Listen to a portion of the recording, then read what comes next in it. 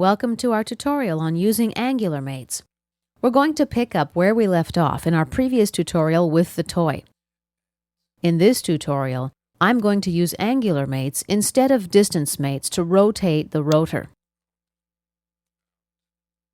Let's exit Motion Study. Go back to our model.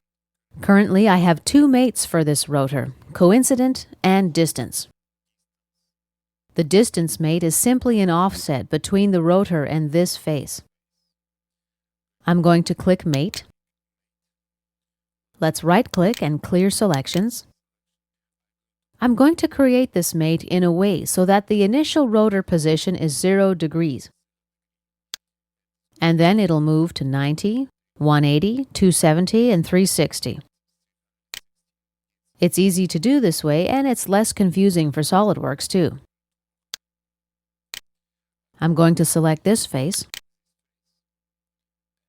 and then this face.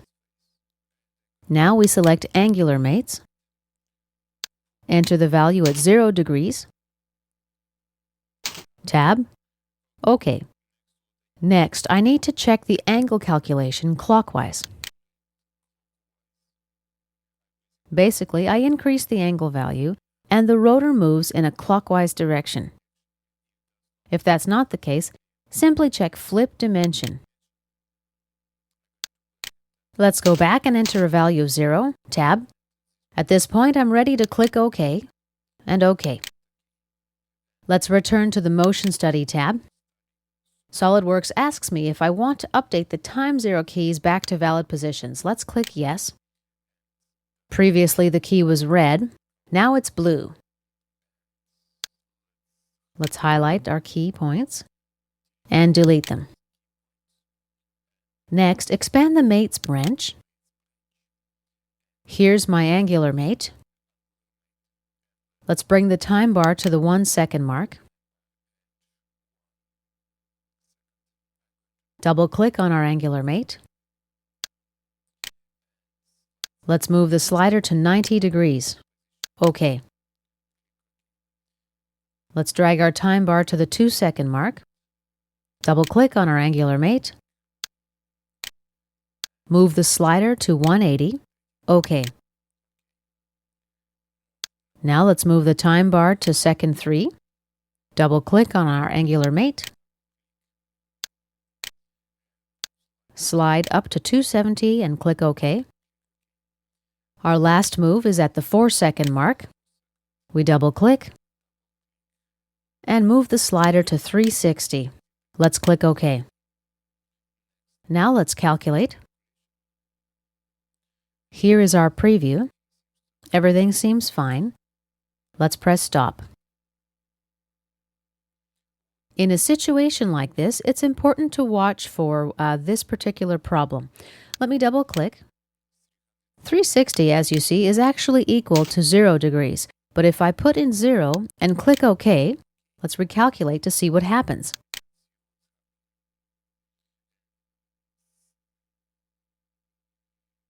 Let's press Stop. You can see that the rotor doesn't move consistently in one direction. Let's return the value to 360 degrees. Double-click. Move our slider up to 360 and click OK. Now let's run our calculation. Each time you make changes, you need to make sure you run the calculation. Now everything appears to run fine. Let's click Stop.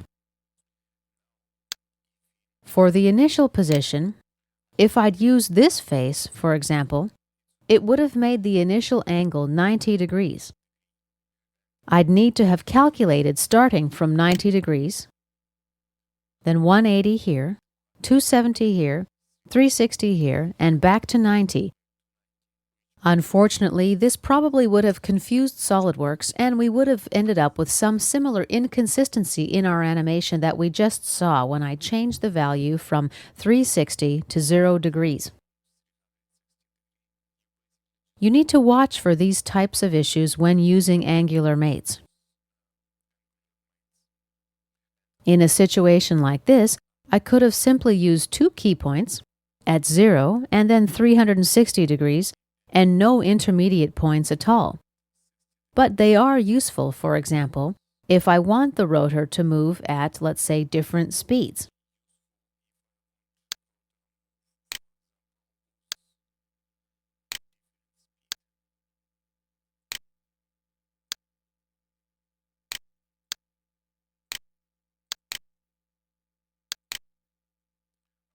Of course, in order to match the piston movements, I need extra key points in the distance mates change bar.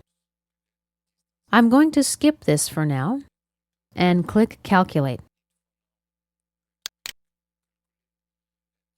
You see now that the rotor moves slowly, and then it speeds up. However, the movement of the piston doesn't match the movement of the rotor right now. Let's click Stop. And this concludes our tutorial on using angular mates.